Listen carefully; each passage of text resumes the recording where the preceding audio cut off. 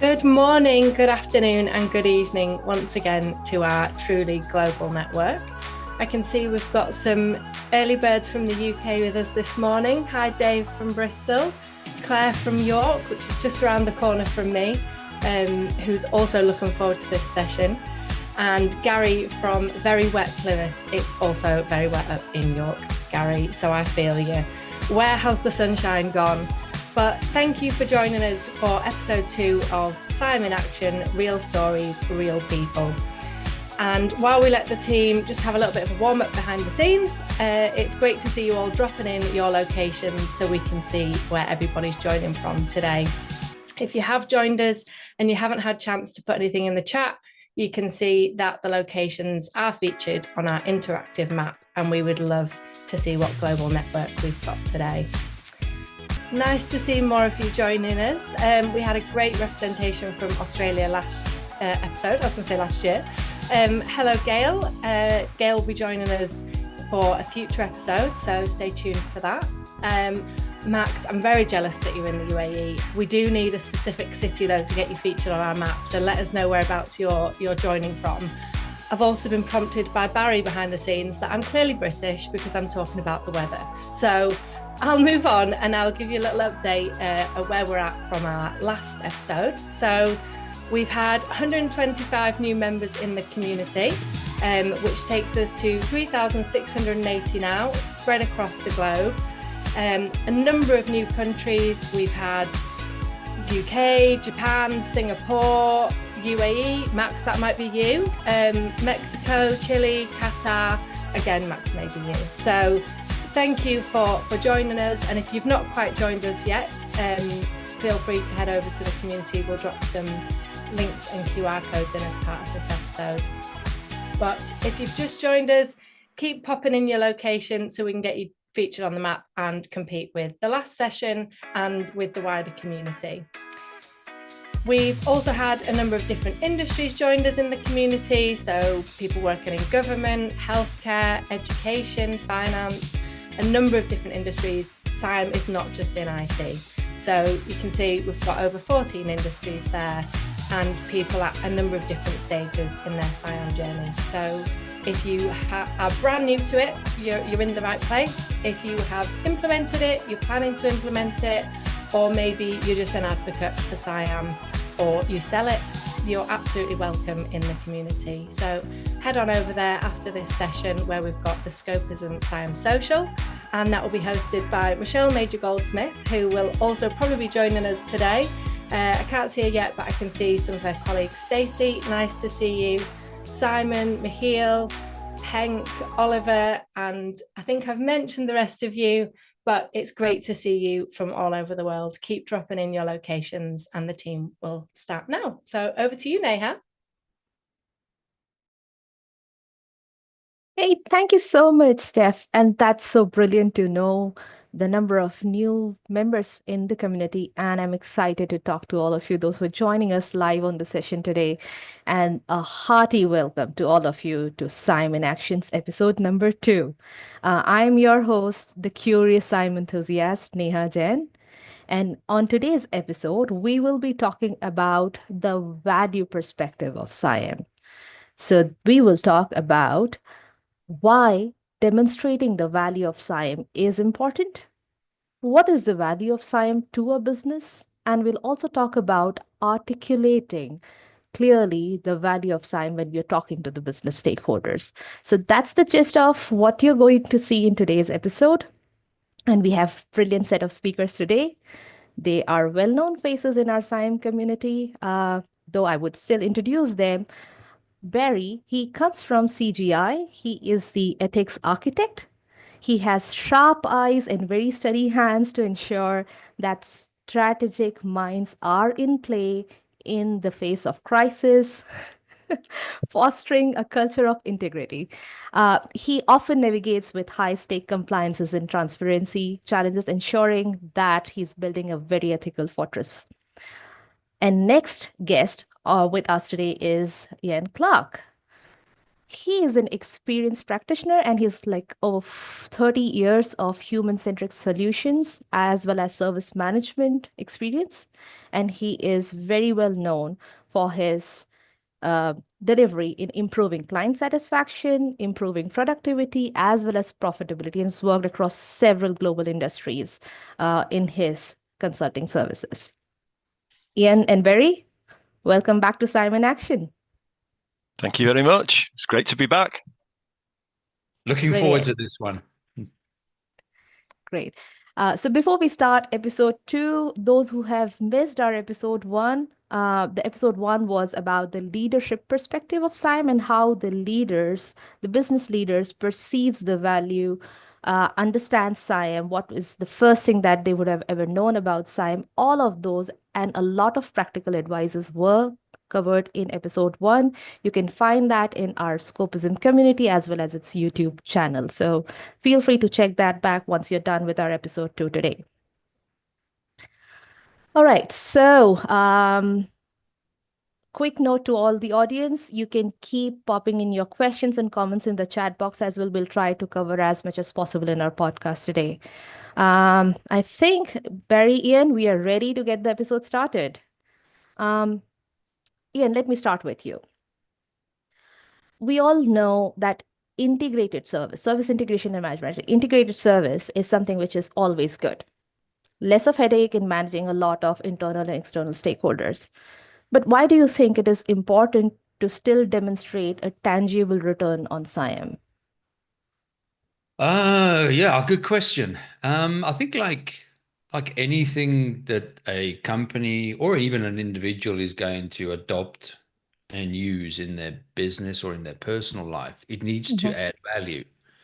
And there has to be some way of understanding and measuring what value the business wants to derive from, in this instance, SIAM. So, it's, in a more formal environment, large corporates, they're looking at business cases, return on investment, profitability, reduction of cost, usual kind of KPIs indicators. Potentially the same for smaller businesses, but I'm a big believer in, I mentioned in the last episode, this kind of swivel chair approach. A lot of people are very tuned in with SIAM to vendor consolidation and getting value from the vendors and masking, that from the end clients. I'm very much probably more towards the front end.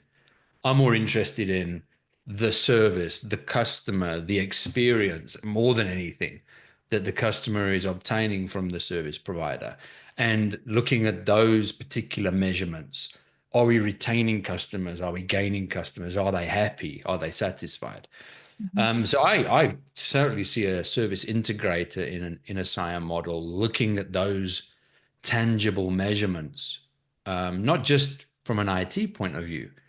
I'm a bit past the IT thing. I'm more of an eSIAM, enterprise SIAM kind of approach, where the whole business, are we enabling the business?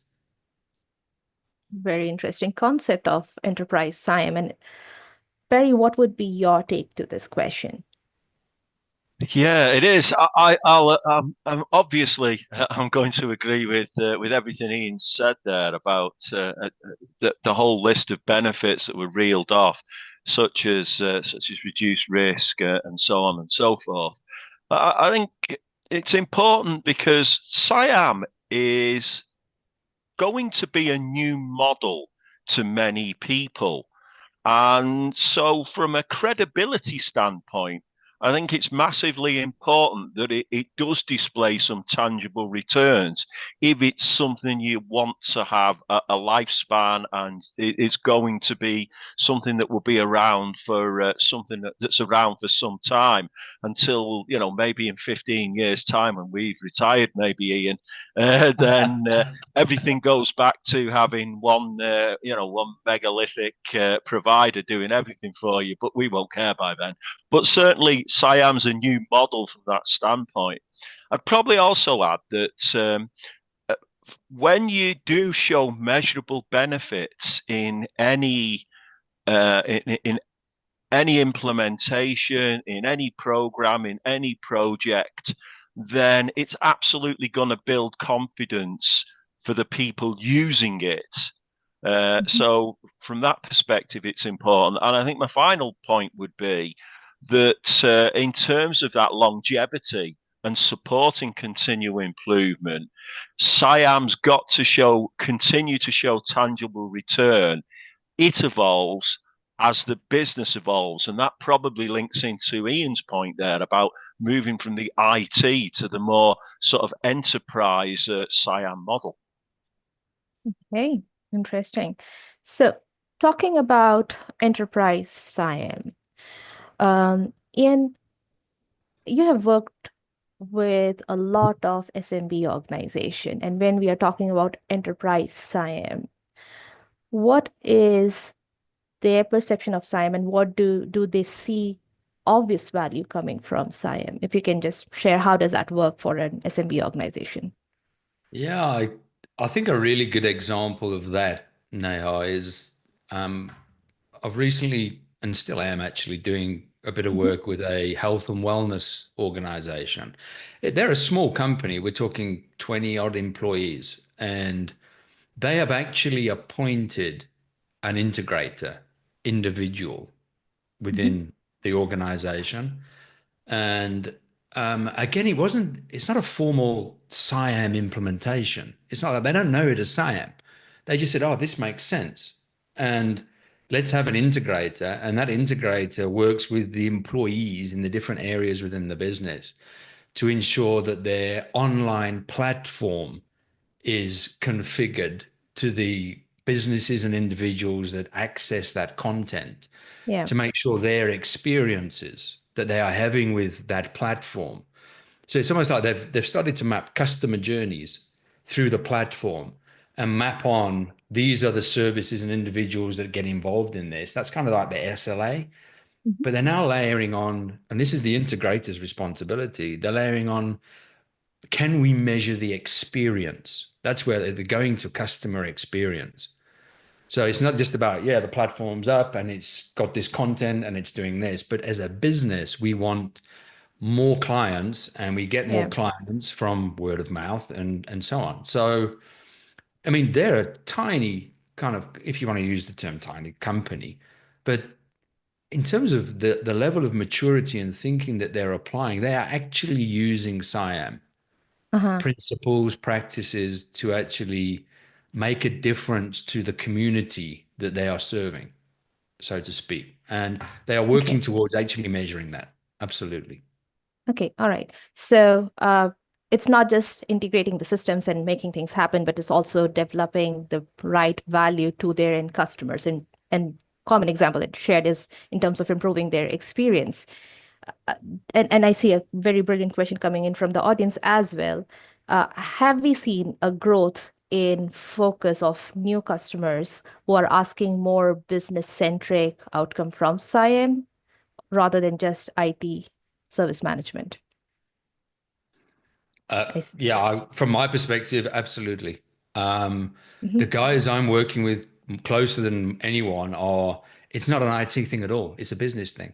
They're using SIAM principles and practices to improve the way that they deliver and manage products and services from an entire business perspective. Right, right. And in my previous role also, I've seen that mostly the triggers are not that I need a SIAM. A customer may or may not, depending on their maturity level, would come and ask you whether I need SIAM and give me a response to the RFP of SIAM.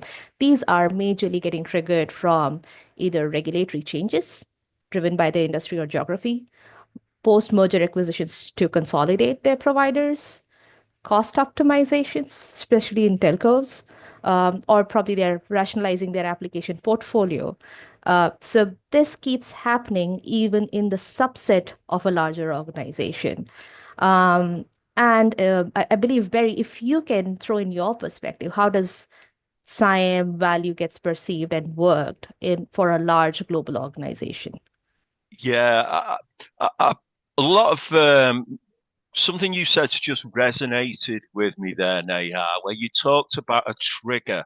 For many organizations, there's a trigger for SIAM. It isn't they suddenly decide, here's the whole organization, we need SIAM for the whole organization. There's a trigger. It could be they're in the middle of a supplier battlefield. It could be that they've had a series of major incidents where suppliers have not collaborated. It could mean that they've got delivery misalignment. On a bigger scale, which probably is organization wide, it could be that they're disaggregating to manage over reliance on a single supplier, maybe. But if you keep asking the so what question, so what, so what, so what, you get to money, you get to risk. Yeah. Once you get to them, nobody tends to care after that. They don't bother asking so what, because they absolutely understand money and risk. And in the larger corporate environment, that's what you've always got to be linking to, whatever the corporate objectives might be.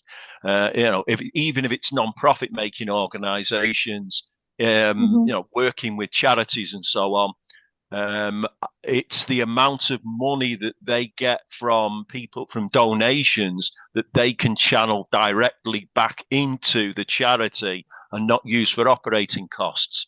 So big corporates, risk, money. Point noted. Keep asking so what till you clearly understand the business value that you would drive with SIAM. Very important. So let's assume that there are consultants or the account-facing leaders listening to this podcast, and they're preparing to pitch SIAM to their customer.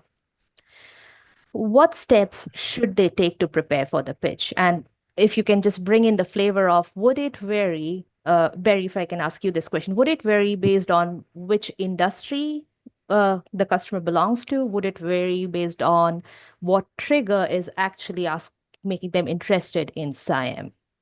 Absolutely, it would. I draw a parallel with somebody being in accident and emergency, or the emergency room, as they call it in America, and the consultant comes over to look at them. First question they're going to ask is, where does it hurt? Yeah, they're not just going to suddenly start treating you randomly, so you've got to lead with the client's pain points. It could be that trigger, but you've also got to lead on the future state as well. When they close their eyes and imagine the outcome, what does the outcome look like? What's they're going to get to? Then start talking in terms of business impact, to Ian's point about enterprise-wide, not IT processes. So you're linking back to what good looks like, and obviously what you can do as a consultant or as somebody pushing SIAM is maybe link back into other verticals.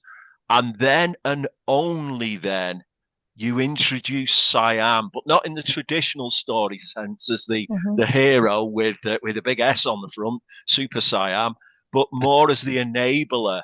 That SIAM's the structure, it's the model that's going to allow, because the heroes are going to be their people. The heroes are going to be the service integrator. The heroes are going to be providers. The heroes are going to be the service desk.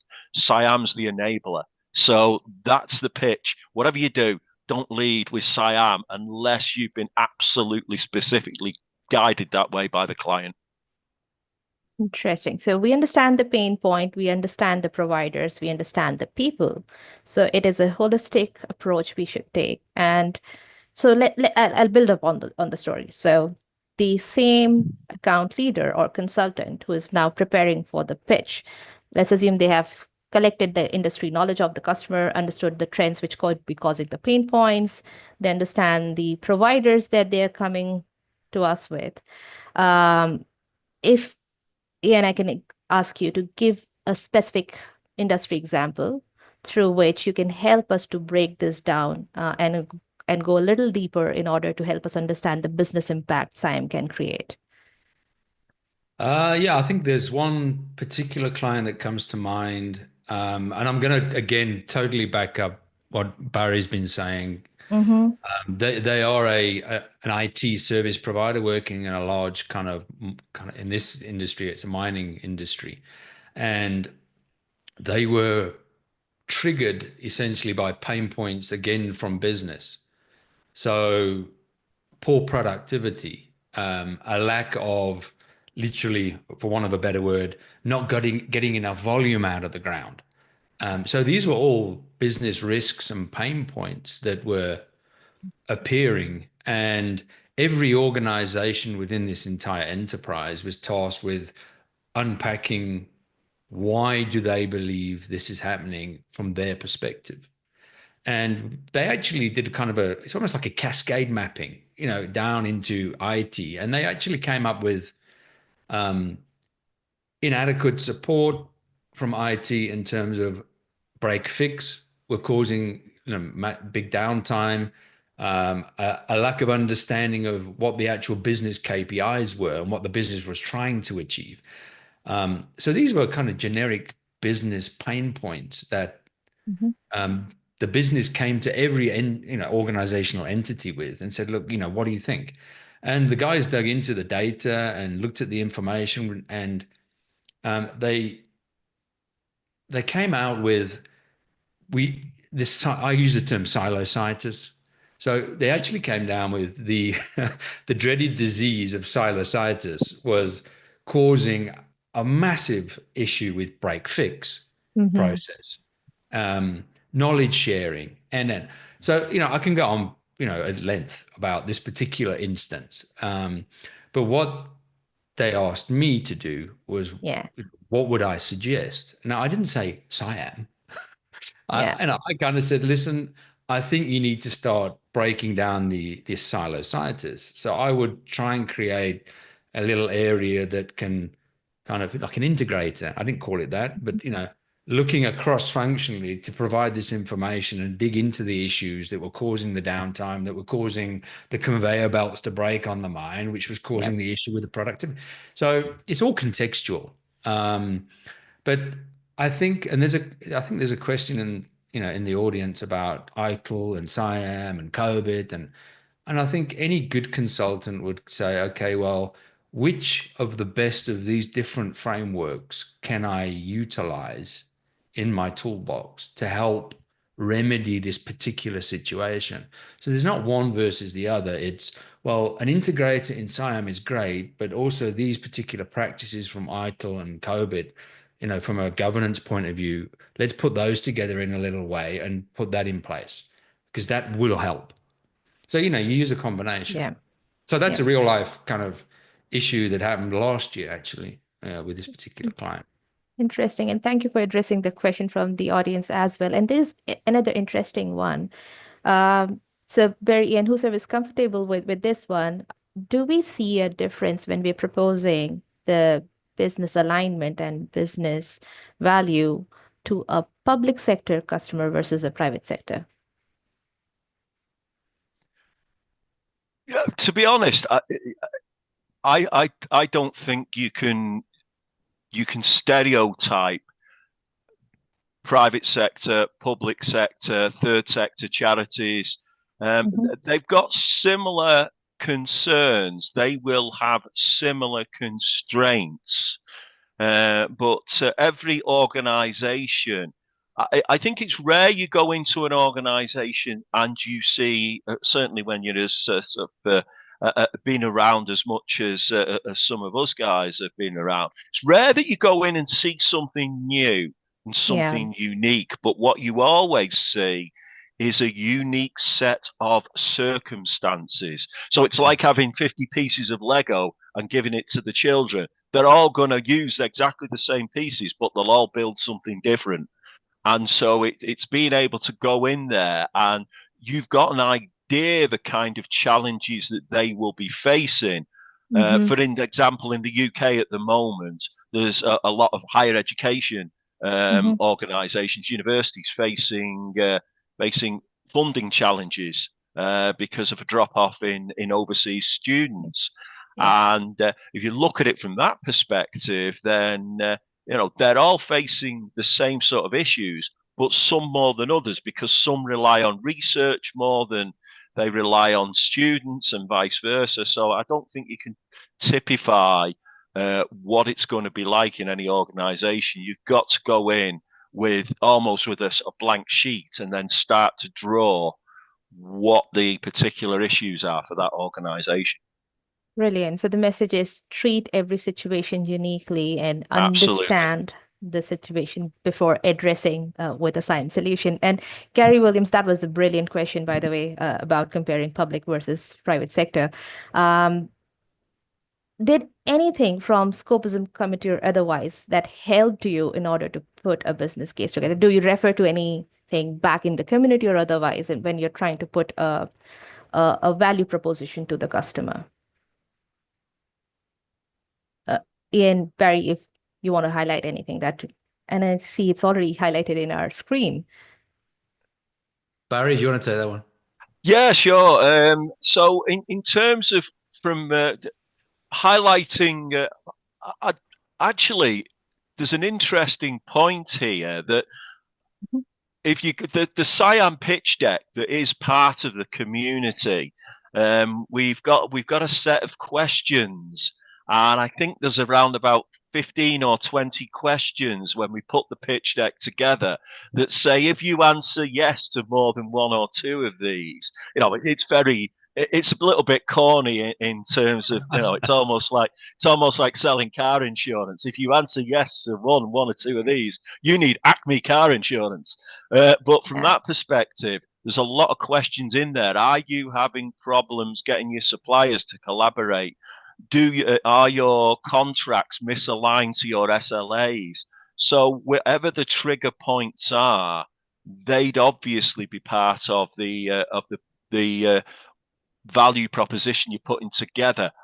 But, and the massive but, always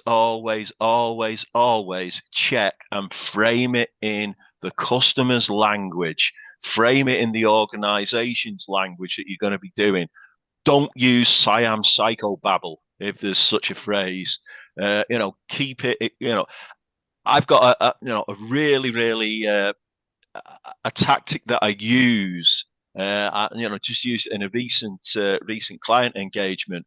Explain it to me like I was an 11-year-old, and if you can do that, you understand it and you can simplify it for the business. Interesting perspective. Thank you. So let's move a little ahead on our story. We have put a value proposition for the customer. Were you ever in a scenario where it backfired or it didn't go well with the company? Barry, you want to take that?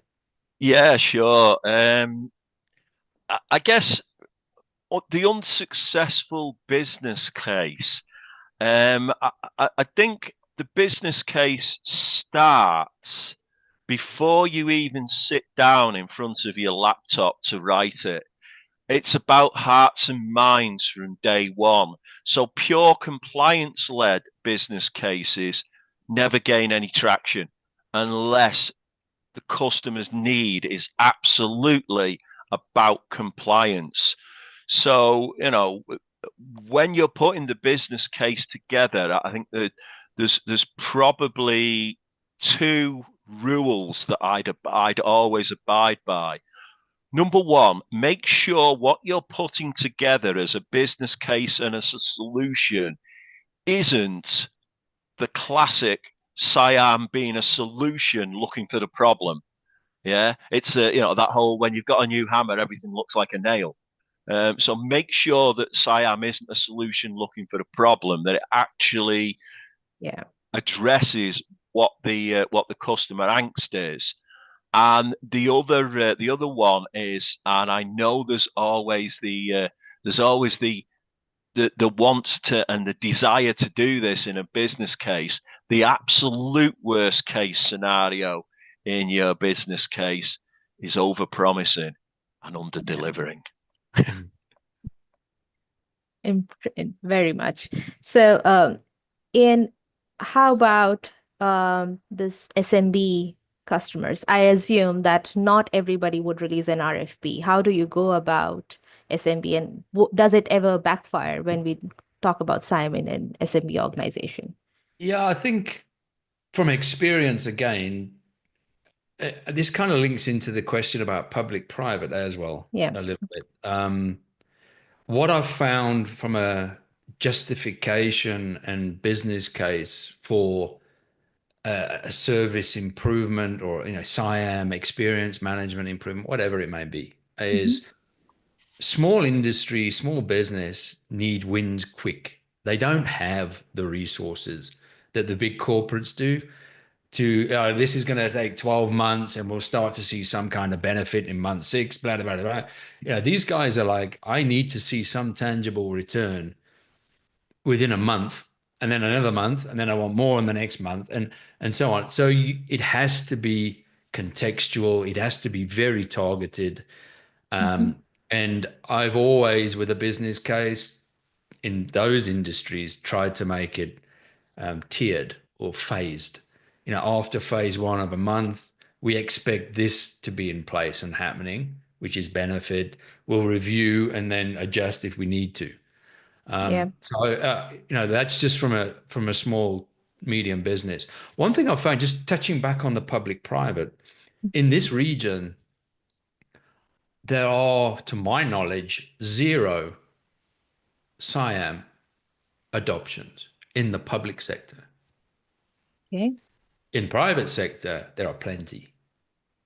And I suspect, and I don't know, I suspect the reason for that would be the appetite for risk in the public sector in this region is very, very low.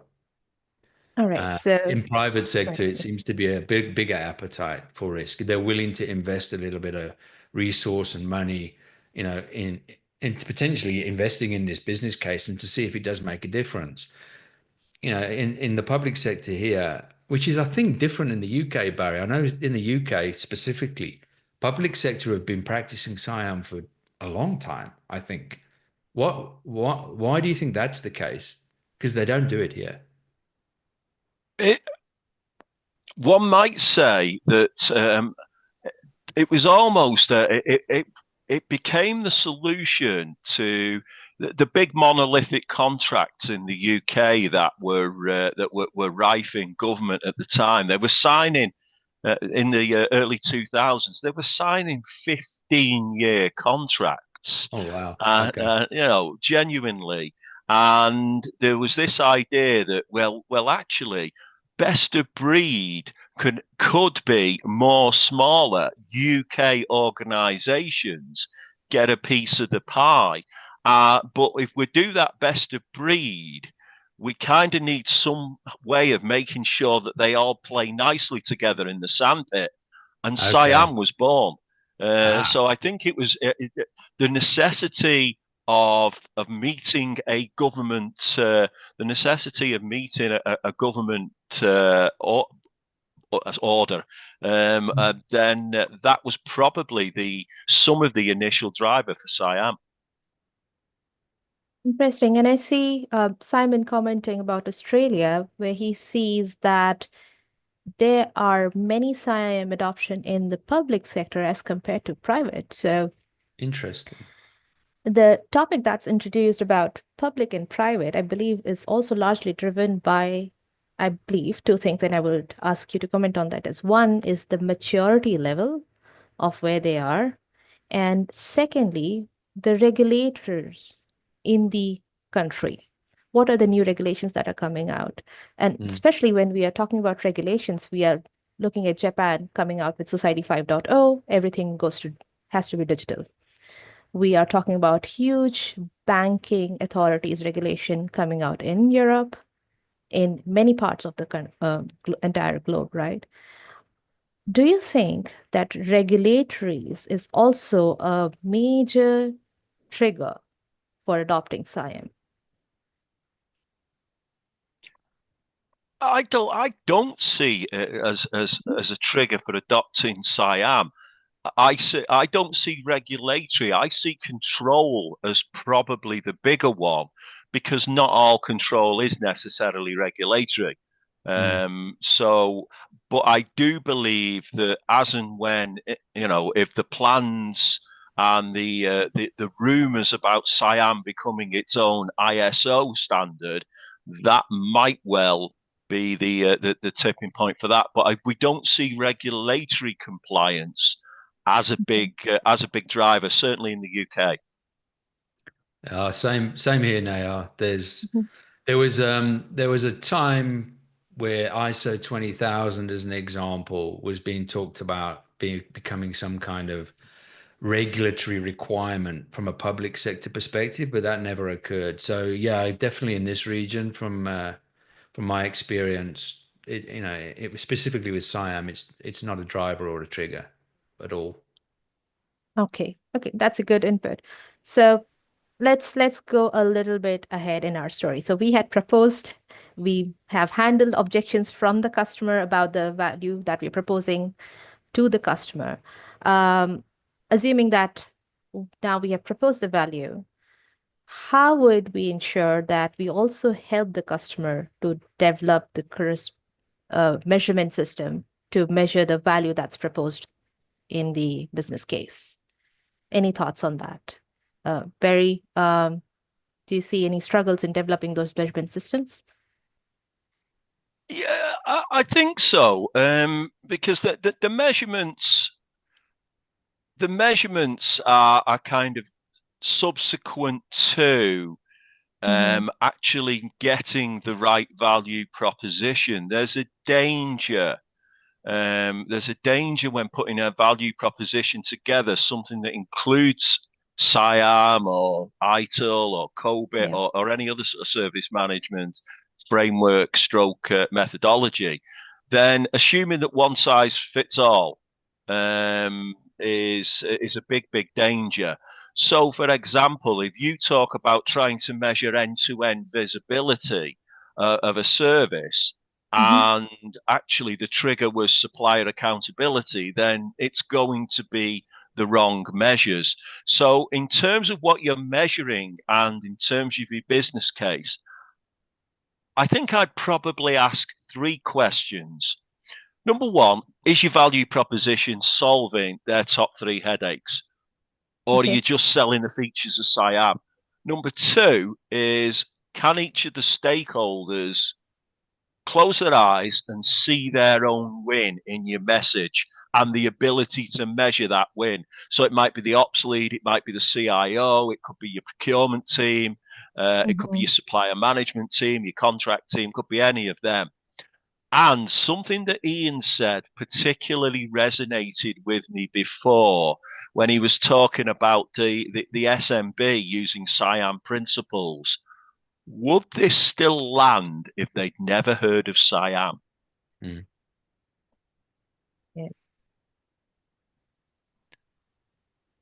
Right. So that's very dicey question, right? It may or may not happen. Is there a tool that can be used to help them assess where they are and then give them the right next, like color by number steps, that these are the next 2-3 things that you can do, especially in the SMB area, that you would suggest, Ian?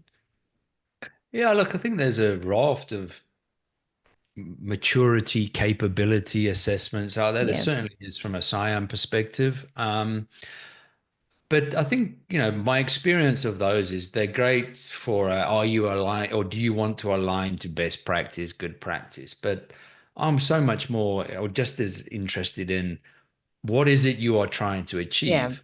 Can you measure that? No, we can't. Do we need to measure that? Do we have the tools to measure? And that could be a raft of tools potentially that you need.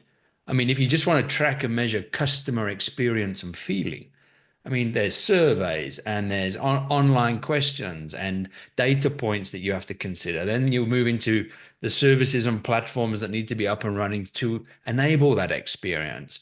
There's a raft of monitoring tools to measure those things. So I always work outside in, ultimately, what are you trying to achieve? What's the end game here?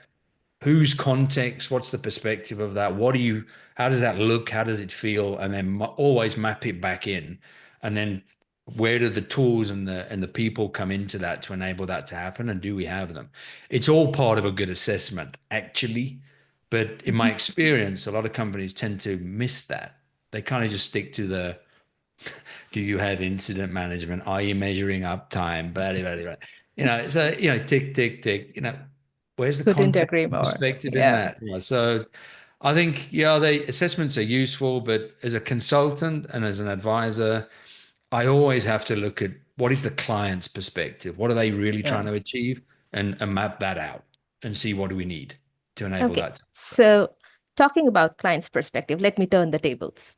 Assume that you both are the customer and somebody is pitching the value proposition of SIAM, maybe calling it SIAM or not. When you look at that business proposal, what are the two key things that you would pressure test to ensure that it's foolproof or it's actually going to deliver the value?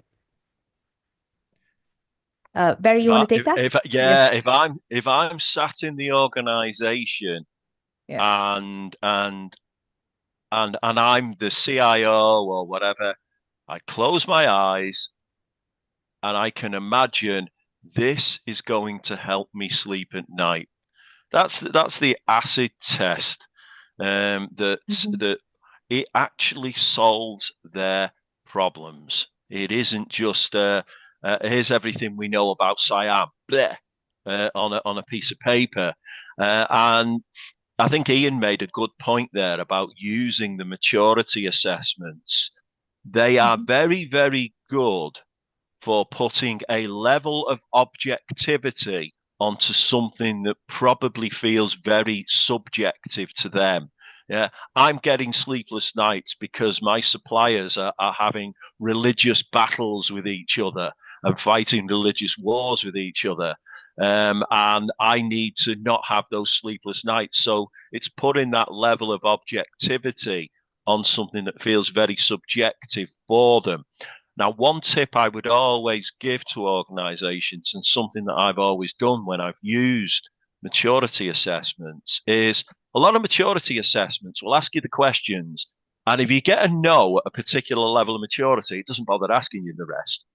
And we all know that in reality, what really happens is quite often there'll be one part of the maturity that you're not doing. You haven't got a practice owner, say, or you've not got a service owner. So it won't ask you the rest of the questions.